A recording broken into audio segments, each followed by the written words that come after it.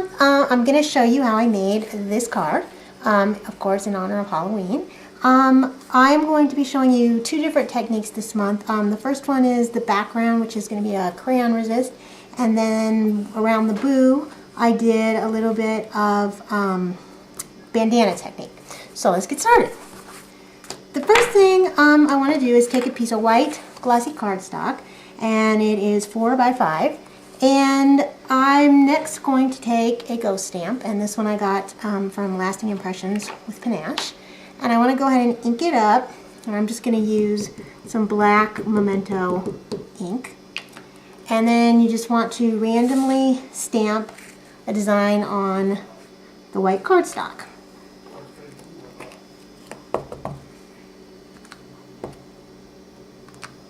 And you can just do any kind of pattern that you want.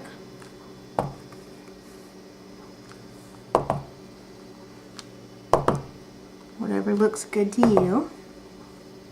I think that's good for time's sake. And then the next thing we're going to do is we're going to take a white crayon, any kind of crayon will do, and you just want to color inside the ghost. And when you're coloring inside the ghost, you can fill the whole thing in with white if you want the whole ghost to be white, or if you want it to be kind of streaky, then just kind of randomly colored in. You don't have to worry about being absolutely perfect. So I'm just going to quickly go over all the ghosts with the white crayon. So these guys may not be completely white, but that's okay. Hopefully you guys can just get the point. Alright, I think that's good enough. Okay, then the next thing you want to do is you want to take some ink, and I'm going to be using the Distress ink from Tim Holtz. I'm going to use the Dusty Concord, and I'm actually using his blending tool. I really like this. You can use you know with the foam, and I bought the foam that goes with that, but you could actually just use sponges and do it as well. And actually I want to also use the craft sheet when I'm doing this. So the next thing I want to do is I just want to start with my Dusty Concord, and I'm just going to start on the craft sheet and just work my way in, just like this. And I just want to keep applying it to the white, or to the whole thing. I can actually even go over my ghost, because in a minute here I'll show you once I get it all colored in the way I want it to, that the ink is actually going to just resist. It's going to wipe right off of where I put that white crayon. So now I want to change out to an orange, and I'm going to go ahead and switch my foam out.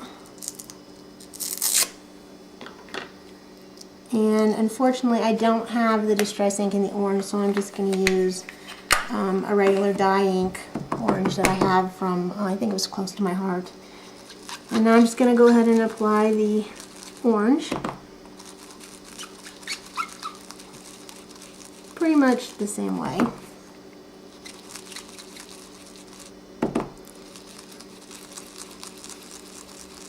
I'm just going to go ahead and add that to the areas that are white, so I kind of have a blend. And you know, you can do some color blending too if you had, you know, two colors that mixed. It's a good way to blend them. So okay, so there we go, have that. And now I'm going to go ahead and just take a paper towel, and I'm just going to rub off any excess ink on my ghosts. And you can see, like, some of them, like here, let me go forward just a little bit. Let's see, like this one, you can see that, because I kind of scribbled that one, he's not resisted all the way, but that's okay. That effect's kind of cool. So I'm just going to, real quick, rub around all the ghosts.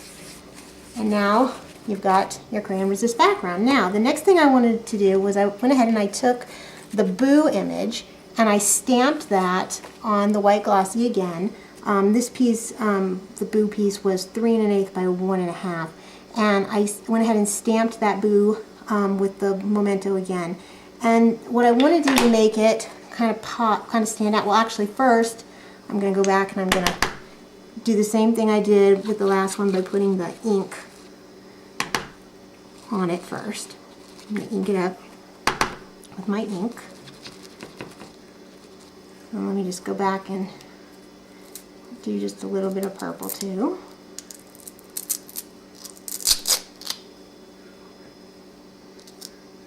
It would be nice if I had one of these for every color, but I don't really have the space for that, nor do I have the money, so I'm making do with one.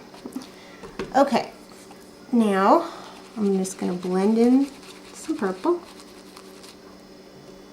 making it kind of spooky. Okay, now the last thing that I want to do is, this is known as the bandana technique. You might have seen this out in, you know, the internet or Stamp World. But anyways, what I'm going to do is I'm just going to add little doodles, and I'm just adding little dots. And let's see, I'm going to bring it closer again, so hopefully you guys can see it better. Oop, let's go that way. Okay. And I'm just adding little dots, just like that. And you guys can do any kind of doodling that you want around. You can do this with any black, solid black image and doodle whatever you want, and it just is a really cool way to make the image pop and give it some, you know, really neat effect. So let's see if you guys can see that. Hopefully you can see what that did. And I'm just going to go back a little bit. There we go. Okay, so that's that. Let's go back to the finished card, the original card. So anyways, here's the finished card. And I went ahead and I added that piece, put a black mat around the boo, and then I added it to the middle and finished it off with a black mat, 4 1/4 by 5 1/2. So anyways, that is how I made this card. Once again, I will have directions and dimensions at the end. And if you have any questions, feel free to email me. And I will be back again next month for another technique video then.